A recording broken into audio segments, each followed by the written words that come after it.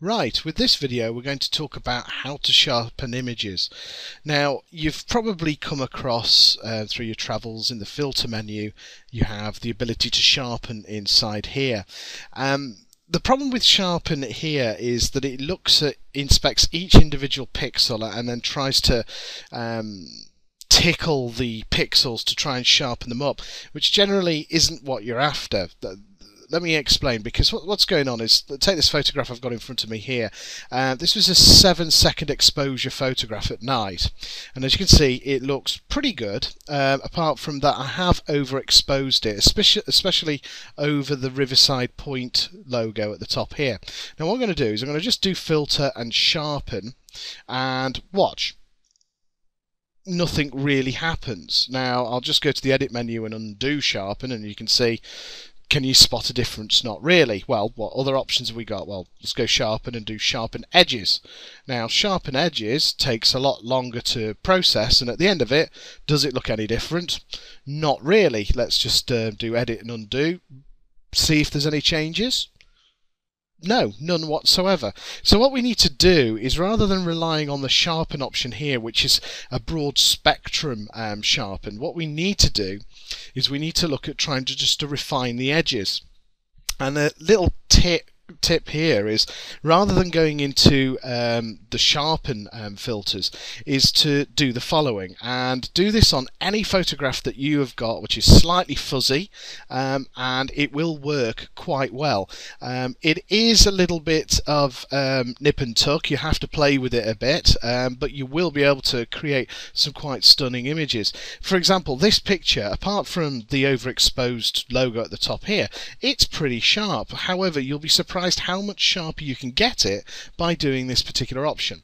So what we're going to do is, over on the layers section, we've currently got the background. All we're going to do is right click and choose duplicate layer, and we're going to call this high pass, because that's the filter we're going to apply.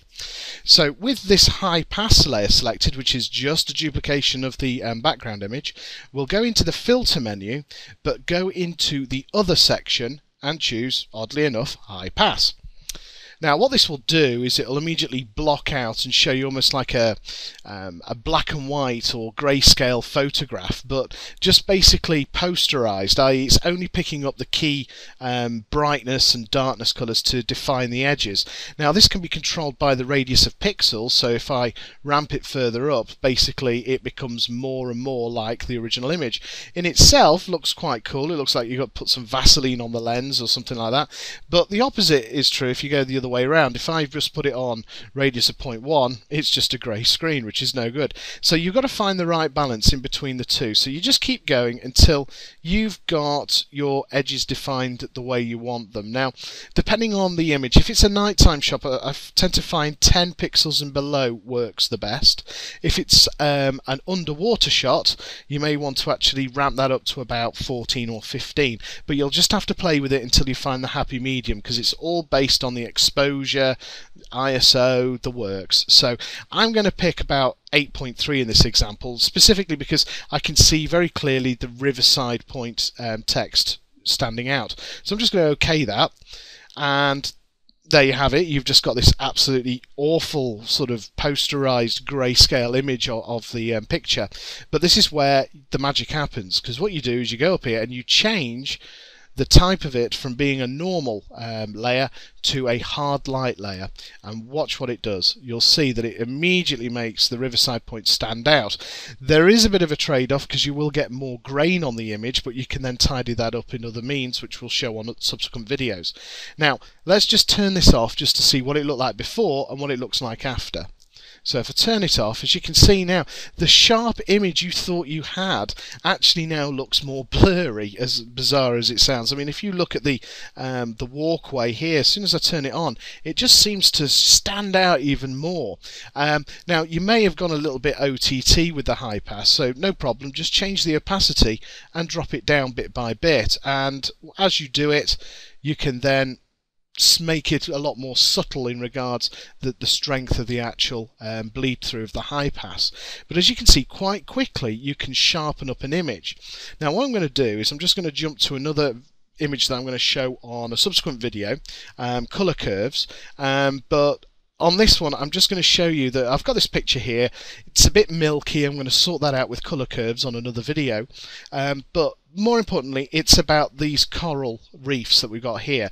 They stand out okay, but I'm just going to apply exactly the same technique again. I'm going to duplicate the layer. I'm going to call it high pass again, and on this layer, filter, other, high pass.